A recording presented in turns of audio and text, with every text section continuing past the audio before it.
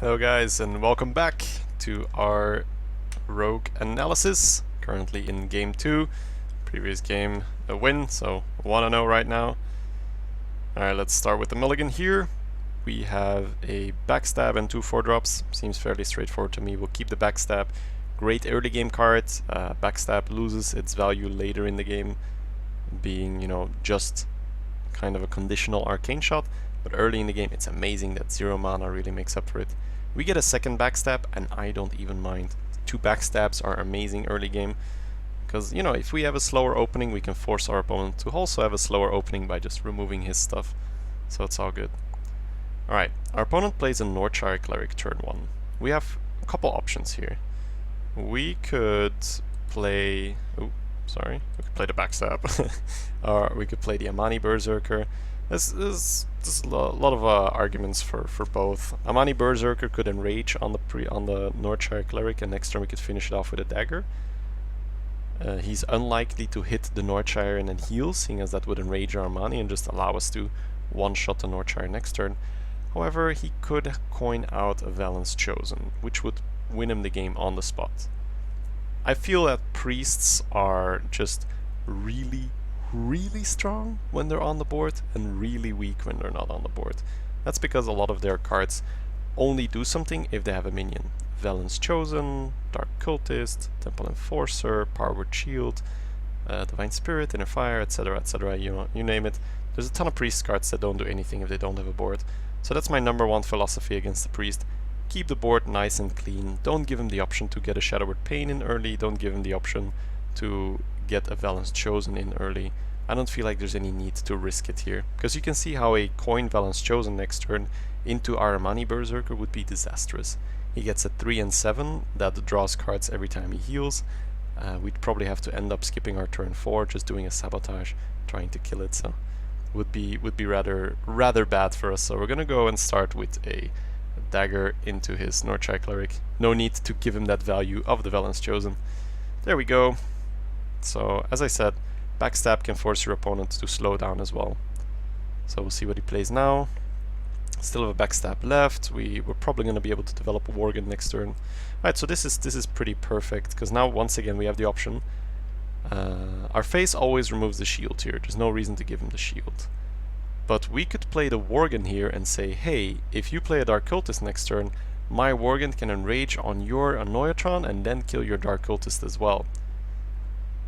Same argument stands. If he has a Valence Chosen in his hand, he's gonna Valence that Annoyatron and kill our Worgen, which is still pretty darn bad for us. So we have to choose to be responsible here, rather than, the play that we all want to do is put the Worgen down and enrage it. The play that we're gonna have to do is backstab his minion, keep playing around that Valence Chosen, keep the consistency going. In the end, it's not like we've given up any additional cards. We've traded in 2 backstabs, he's traded in a Northshire Cleric and an Annoyatron, there's nothing wrong with that. Neither player is ahead on the other player in terms of card advantage.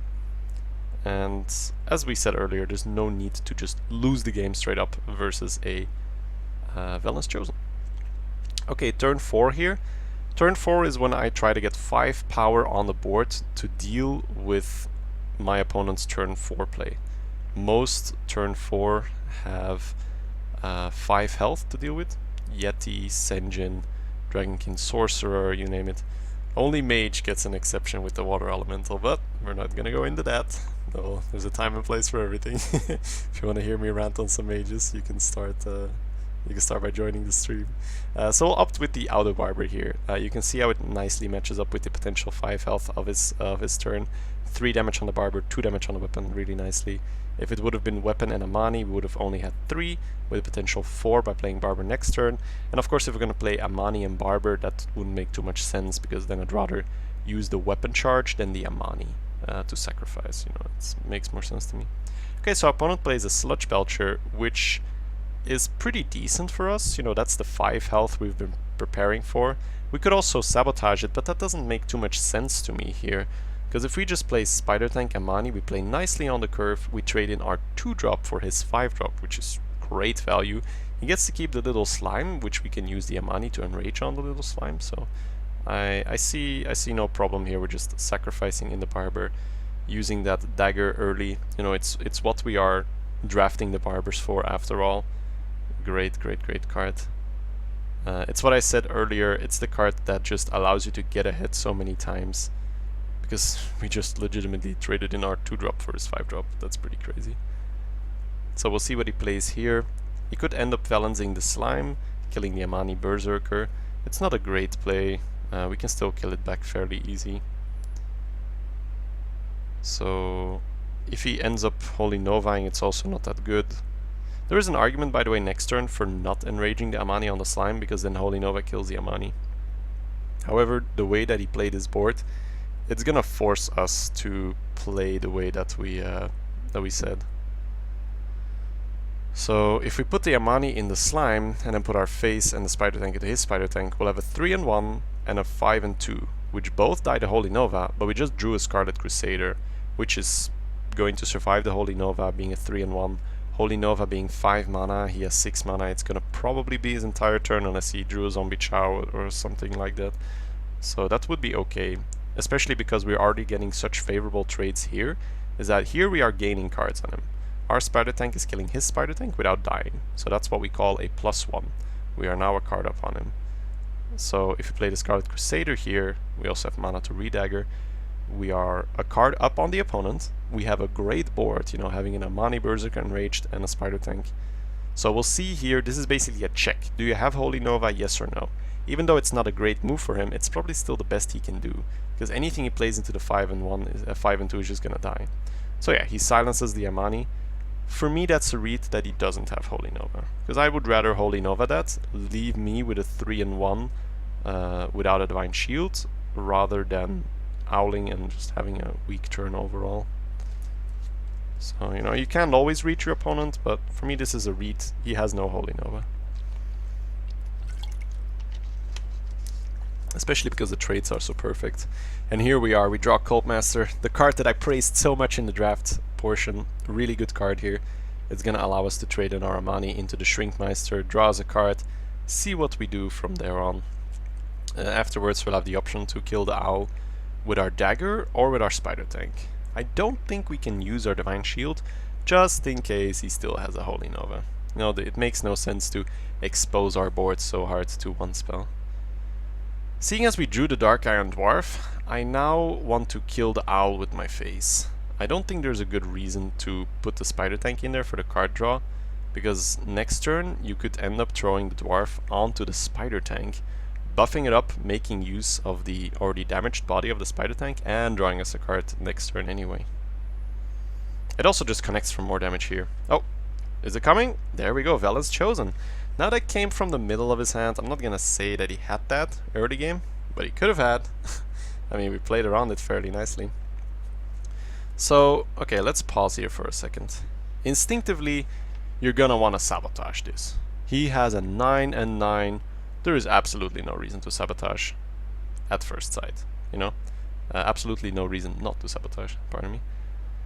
But if we look at our board and, you know, our hand, it seems fairly, you know, if we Dark Iron Dwarf the Spider Tank, we throw in 5 damage into his Light Spawn, that's going to be a 4 and 4. Then we can use the Divine Shield and our face to kill it. We'll draw 1 card, we'll only lose Spider Tank, and we'll develop a 4-4 body at the same time. Whereas if we were just to sabotage, we'd have to develop Dwarf, you know, hit his face, redagger, and a Barber, which isn't really that great. So we're gonna go ahead and Dwarf the Spider Tank to trade it in, see what we draw. It might change our line of play, you know. You always wanna do your draw portion first, get that random element out of the way, because, you know, there could be a card that we draw that could completely change our line here. So I think we're still going over, you know, what the student wanted to do here and what I wanted to do. I think, yeah, he wanted to sabotage, and I said like, no, I'd rather Dwarf. He said like, oh, but it's such a good sabotage. I was like, it is a great sabotage, but might as well just use our Cult Master now that she's still here. Who knows, he might draw a Holy Smite or a Holy Nova to kill her, and that's not something we really want to, so. Here we go, Dwarf onto the tank, we'll put it in there, see what we draw. Here we go, Eviscerate. That's a good card, we can use that now to kill his minion. That way we preserve the Divine Shield on the Scarlet Crusader, thus giving us a stronger Holy Nova resistant board. Also allows us to put down the Barber, because if he does use a Holy Nova, we'll still have a 3-1 and a 4-2, which is still really strong. We could have used our dagger here. I think we ran out of time, because I think we would have pressured 2-turn lethal, but that's okay. We did play into Mind Control tech range, so we have a read now that he doesn't have it. Also Shadow Word Pain on the 3-1, great, we get a card, so this Cult Master has been absolutely amazing. Really, really like this creature. So our opponent plays a pretty weak minion here. I feel at this point the game is in the bag. We've gotten just too much advantage of that Cult Master, and this all just stems back from us playing around that Valen's Chosen so nicely in the early game.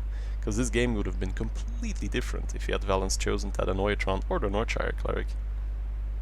I think here we'll just start in by trading in a 3 and 2, see what we draw. No need to make our board Holy Nova more susceptible to Holy Nova. You see that's a really recurring theme in all my turns. I look at which cards could beat us, and then we play around it. Next turn our opponent has 9 mana, so I feel this is a perfect time to play Force Tank Max. You don't want to play your Force Tank Max, the turn he's gonna hit 10 mana. So then you just Mind Control and steal your tank. Not that that would have saved them in this particular turn, seeing as Mind Control, we would have just had lethal on the board. But still, you know, it's good mechanics, you know, get your tank out on turn 9 rather than on turn 10. Not great for him. Okay. So here we see the last move of desperation. He's fishing for a card that could do anything, but there we go. We got lethal on the board, and game 2 is in the bag. Fairly straightforward. Cult Master being MVP, and you know, just the backstabs early game, getting us the early board lead. Okay, guys, that was it for the second game. I'll see you guys at the third game.